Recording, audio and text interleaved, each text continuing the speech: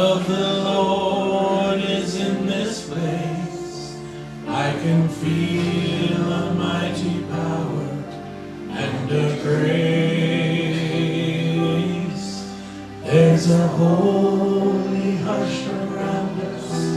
I see love on every face. Surely the presence of the Lord is in this place. Well, today we're going to be wrapping up the Easter season and the series that we've been doing, talking about the modern relevance of the life and teachings of Jesus. And we left off 2 weeks ago talking about the early Christian communities during the 1st and 2nd centuries, how they found a way to not just survive Roman persecution, but actually to thrive and grow under those circumstances. That must have been a really, really hard thing to sell back in those days. Just try to imagine the sales pitch for someone trying to get someone to come and join one of those early Christian communities. It might go something like this. Come and join us, and we can guarantee that at some point you're likely to be rounded up and ordered to renounce your faith or face torture and execution. Huh? A tough sell. Yeah. Obviously, there had to have been something of great value and importance that people found in those communities.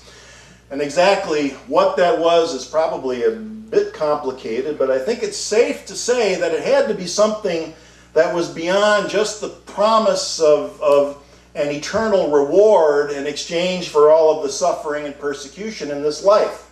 You know, and that persecution, it went on for about 264 years. It went on until Christianity was finally legalized in the year 313. And last time we were together, I invited us to try to imagine 264 years of belonging to a group that was considered to be illegal and was persecuted all that time. 264 years is longer than this country's been in existence. Wow. And they managed to keep it together. Despite all of the hardship, the oppression that was going on, they discovered, and here's what I think held them together, they discovered that life was better when it was lived according to the principles of wisdom and love that Jesus represented. I think it's that simple. They found a way to thrive. Dare I say, thrive in a changing world where every single day brought some kind of a new adventure, new danger. They found a way to thrive. All of the change and adversity that they were facing brought out the best in them. And it's too bad sometimes it has to be that way. I think maybe it's part of the human condition. Sometimes we need something to push against. You know what I mean? We need something to push against, something to motivate us. And the sad truth is that things started to change for the worse as soon as a Roman emperor came along who officially gave a stamp of approval to Christianity. It was in the year 313 with the Edict of Milan. Constantine made it legal to be a Christian. Most of the persecution stopped and everything changed beyond all recognition. Instead of coming together in these supportive communities where they celebrated things like love, they started arguing over theological points. They started arguing over ideology and what was the proper or orthodox way to be a follower of Jesus. Constantine, being the good Roman that he was, valued consistency and uniformity. So he calls the First Council of Nicaea to hammer out an agreement on some theological points. And I want to take this opportunity to correct some popular misconceptions about the Council of Nicaea. It had nothing to do with choosing which books to include in the New Testament. In fact, Constantine had nothing to do with choosing which books to put in the New Testament. But people today believe that, thanks in large part to this book I'm sure we're all familiar with that came out a few years ago called the Da Vinci Code. The Da Vinci Code was a passable work of fiction. However, the historical claims made by the author are what Jeremy Bentham once called nonsense on stilts. If you want to know just how wrong the Da Vinci Code was, even in its fictional claims, the noted Bible scholar Bart Ehrman had to write an entire book on the subject to clear the record, called Truth and Fiction in the Da Vinci Code. I mean, we are talking flat earth wrong here. Read the book. It's fascinating. So, anyway, back to Emperor Constantine, who was doing what Romans were known for doing. They would set up rules. They wanted to make sure everything was orderly and efficient. And it's good to have some rules, right? I mean, even the Buddha had to make a few rules. But now that Christianity is linked to the Roman Empire, there's this temptation to make a power grab. And once the emperor himself became a Christian, the temptation became irresistible. Think about it. The early church now had the opportunity to set up a religious system that had the wealth and the power and the reach of the Roman Empire. Irresistible. And when that happened, the institution became the dominant force. And that's why the various rites and rituals and trappings of the church look so much like what went on in the Roman imperial court back in those days, and in some churches still do today. Form became more important than substance. The persecuted, remember 264 years they were persecuted? They became the persecutors.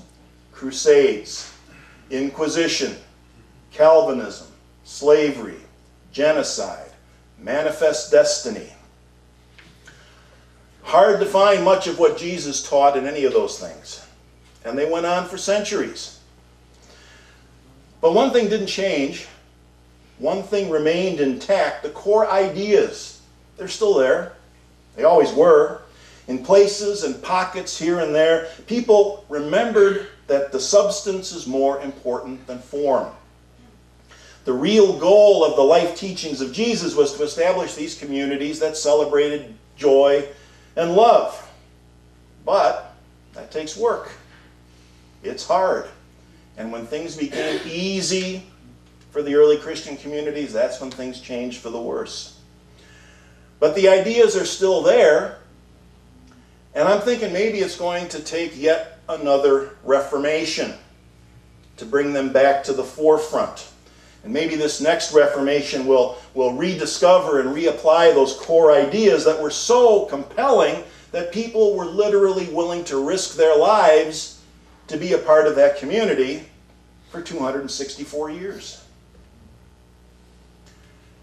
For a long time now, I've been tracking the evidence which suggests that this Reformation might be getting underway and getting some traction. And it seems every week we hear of new polling, most of it by an outfit called Pew Research, which demonstrates essentially that evangelical Christianity is kind of falling apart. Young people are leaving it in droves and they're turning to something else, and what that is hard to say. A lot of them simply call themselves nuns, N-O-N-E-S, nuns. They have no religious affiliation. That's becoming one of the fastest growing demographics in this country. And way back in 2008, hard to believe it's been 10 years, but there was a book that came out called Everything Must Change, Jesus, Global Crisis, and a Revolution of Hope. It was written by Brian McLaren. He was raised in a very conservative Christian family, and at one time he considered himself to be an evangelical minister. He became disillusioned with traditional Christianity, and he began to realize that the up-and-coming generations, the people that he was trying to serve, were going through the same thing. They were all asking the same kind of questions. The questions were things like, how is it that Jesus' message got turned into a ticket to heaven or a formula for getting rich? How come the only moral issues that the Christian right can talk about are abortion, homosexuality, and putting Christian prayer in public schools? When did Jesus ever demonize or hate any one person or any group of people? What about things like poverty, war, disease, injustice, and oppression? Aren't those moral issues too? And why aren't our national evangelical leaders talking about those issues? So the message is that it's not just about salvation in heaven after we die. It's not about rigid conformity to a set of rules and this complicated theology. It's about finding ways to bring people together and to create a more compassionate, peaceful, and just world now, right here. You know, Jesus didn't say the kingdom of heaven is out there someplace, sometime in the future, an eternal reward or anything like that. He said, it's right here, it's right now, it's going to be among you, right here. And there was this clear element that he had of personal responsibility that got lost along the way. And I blame Martin Luther, because he's the one who elevated faith above action. It became more important to believe certain things about Jesus than to try to emulate him, to be like him, to act in the ways that he did. And Brian McLaren, he's just following in the footsteps of, I think, some other very important revolutionaries. At the top of my list is Bishop John Shelby Spong, who I talk about all the time.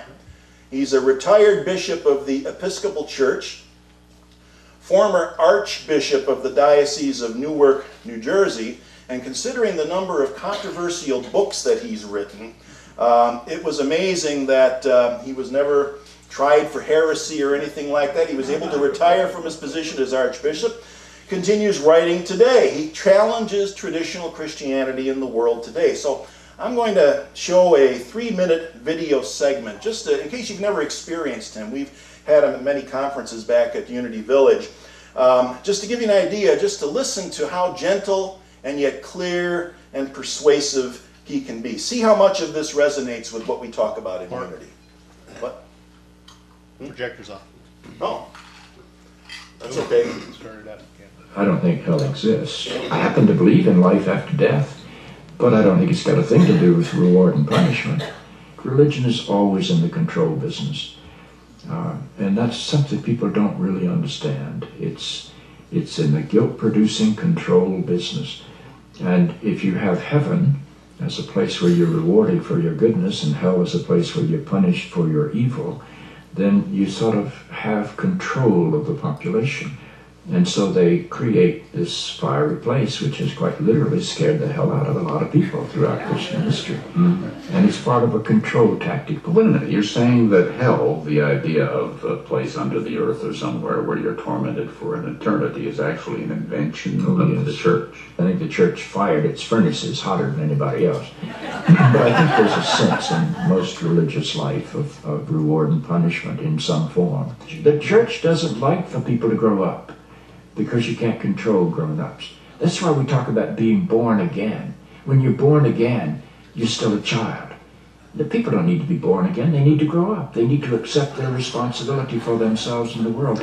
What do you make of the theology, which is quite prominent these days in America, which is that there is one guaranteed way not to go to hell, and that is to accept Jesus as your personal Savior? Yeah, I grew up in that tradition. Every church I know claims that we are the true church. They have some ultimate authority. We have the infallible Pope, we have the inerrant Bible. The idea that the truth of God can be bound in any human system, by any human creed, by any human book, is almost beyond imagination for me. I mean, God is not a Christian. God is not a Jew or a Muslim or a Hindu or a Buddhist. All of those are human systems which human beings have created to try to help us walk into the mystery of God. I honor my tradition. I walk through my tradition. But I don't believe my tradition defines God. I think it only points me to God. You and I are emerging people, not fallen people. Our problem is not that we are born in sin.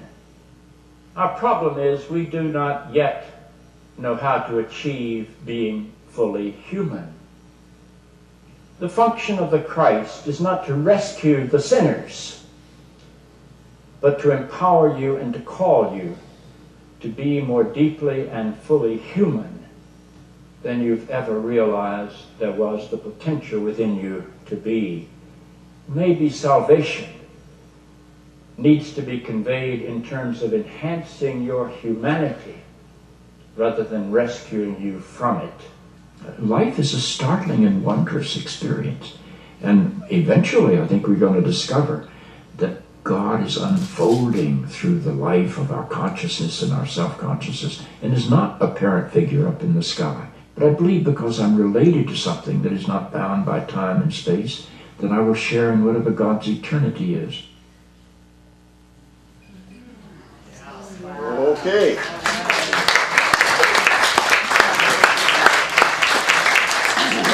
As I said, the Reformation has begun, and as I mentioned, Karen and I have had the pleasure of meeting and talking with him on a couple of occasions back at Unity Village. He's 86 now. His most recent book came out last November, and I think I got a clip of it up here, if we can. Jacob is running back and forth. He found the source of that nasty buzz, and now he has to do things a little bit different back there until we fix it. But it is, have you noticed? The thing isn't buzzing like crazy anymore. Thank you, Jacob. All right, so 86-year-old Bishop John Shelby Spong, his most recent book just came out, I think, last November. It's entitled Unbelievable, Why Neither Ancient Creeds Nor the Reformation Can Produce a Living Faith Today. Now, he's talking about the Reformation that happened in 1517 with Martin Luther. The back cover is even more interesting because on the back cover it says, Why Christianity is No Longer Believable and How We Can Change That. So when I mentioned before that he writes some provocative things, he does. He will get your attention. And in this book, he offers what he calls his 12 theses. 12 theses, which is clearly a call for another Reformation, because those of you who remember your history, when Martin Luther started the Reformation, he did it by nailing this parchment to the doors of the Wittenberg Cathedral in 1517 that he called his 95 Theses. So Bishop Spong, thank goodness, only has 12 for us to have to deal with. But that was the way he started disputing church teachings, and that's what Bishop Spong is doing. Now, we don't have time here this morning to go into the 12 Theses, but I can say with confidence that you will find it to be very similar to what we talk about in Unity. I heard a lot of positive comments during the video. I'm sure a lot of heads were nodding. Maybe someday in future talks we can go into those 12 Theses. But I do want to mention one here today. The very last one, number 12, which he calls universalism. And universalism is a pretty well-known concept. Universalism does away with the idea of special salvation. Special salvation says that only Christians who accept Jesus as their Lord and Savior will avoid hellfire. We don't have anything close to a similar concept of salvation in Unity. But for traditional Christianity, universalism, which does away with that special salvation, is a major step forward. And I can tell you, they are fighting it tooth and nail. Any of you subscribe to Netflix in here? Sure. Okay. There was a movie that came out on April 13th. It's a Netflix movie that became available for streaming called Come Sunday. Come Sunday. It's the story of Carlton Pearson. Yep, there it is. Carlton Pearson. He was an evangelical Pentecostal minister leading a church in, I think it was in Tulsa, Oklahoma, that had something like 6,000 people in attendance on a Sunday. Huge church. New Dimensions it was called, or something like that, or Higher Dimension. And then he started to have these things. I think you call them thoughts. He started he started to doubt the exclusive claims of the Christian religion. Actually, he was watching a news story about what was going on in Rwanda or somewhere at the time, about how these little African children were being killed in these different raids and things like this, and he couldn't conceive of the idea that there was a God who would condemn those children to eternal hellfire simply because they happened to be born in a place where the message of his particular church about Jesus hadn't reached yet. He couldn't believe that. He couldn't believe that.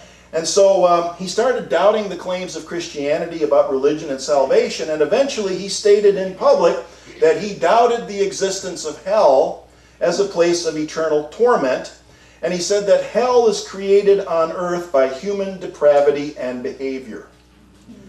He started preaching what he called the gospel of inclusion, because who would Jesus marginalize after all, right? He started preaching the gospel of inclusion, and for that he was declared a heretic by the Joint College of African American Pentecostal Bishops. It happened in 2004.